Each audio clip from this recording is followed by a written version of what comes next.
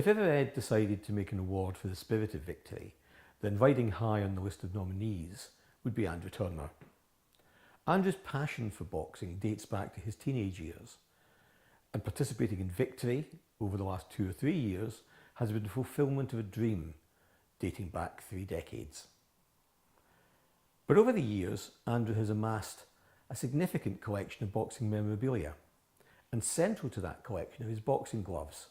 He reckons more than 70 pairs, and he won't tell us quite what he paid for the most expensive pair. But recently, Simon Bailey visited Andrew to find out more about where his passion for the sport began and to see some of his prized boxing gloves. So we're sitting in a room at the moment.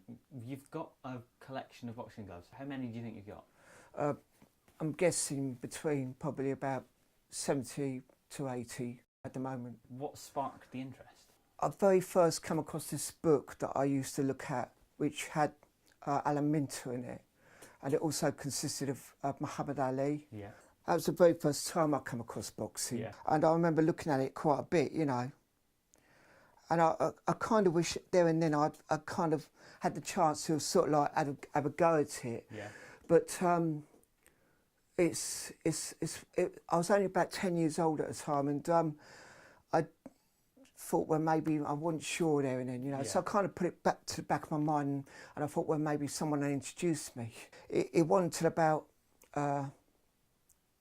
15 years later that I finally got round to having a go at it, like my first sparring match. So it was on my mind for quite a few years. Through that 15 years before you started sparring, what else were you doing? Had you started your collection? I used to take cut newspaper cuttings out of newspapers and magazines, and I used to put them in a scrapbook.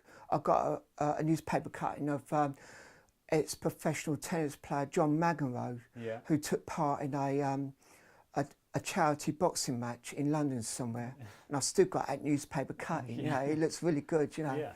And looking back at some of these cuttings, that's when I really first started collection. And was there someone a boxer that inspired you, or was it just boxing in general?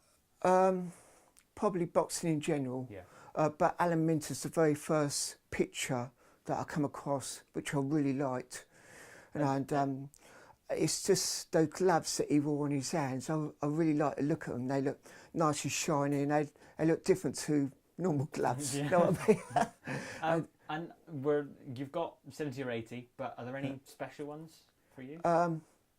It's hard to say. I don't have any particular favourite ones. Yeah. If someone was to ask me which would you keep if you had to get rid of them all, that's a really hard question, because I kind of like pretty much all of them, really. Yeah. They're all special for different reasons. Sorry? They're all special for different reasons. Yeah, certainly. I like the more expensive real leather ones the most, and I particularly like the 8 and 10 ounce gloves, because like these, for example, because when you put them on, you kind of imagine that's what the professional fighters wear. You know what I mean?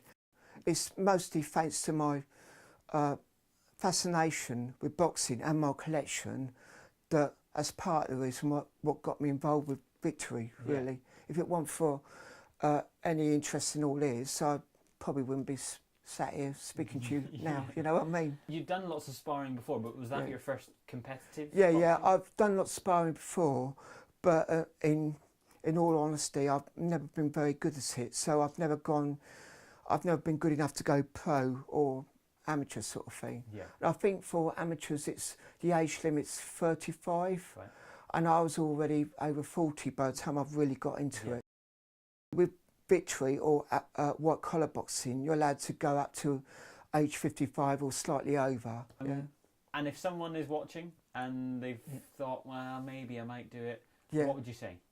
Go for it. Yeah, go for it. Don't worry if you're underweight or overweight, or think you're too tall or too thin or too short, or just have a go. Yeah, just no one's gonna. The good thing about Victory that I like the most is one of the things I liked the most was everybody's treated the same. Nobody's going to laugh at you or run you down or anything, because when you get into it, you soon become to realise that they want you to make it to the fight night. They want you to make it in that ring on the night. If the coaches, for example, are being tough on you, they don't mean it personal. I know they don't mean it personal. It's because they want you to look your best on that night in the ring, and they want you to win or lose. I mean, hopefully you win, of course, but even if you lose, they want you to come out of it positive. Yeah. You know what I mean? And it's a good thing to get under your belt, basically. Yeah. You know, yeah. It's quite an experience to do. It's just, you just got to try and ignore I mean, yeah, it does hurt when you get whacked a bit, but that's a bit, that's one of those things, that's one of those bad bits that you've got to try and ignore, you know what I mean? Yeah. You just got to try and not let it bother you. That's the main thing. Yeah, but yeah, go for it. Yeah, definitely. Yeah, yeah. Great. Yeah. Well, thank you very much, and good luck on My fighting. pleasure. So thank you to Andrew for talking to us and for sharing some of the stories behind his collection. I hope you're keeping up to date with the blog. As we career towards fight night at the end of November, content will be increasing, so keep coming back to see what we've got that's new. In the meantime, thanks for watching.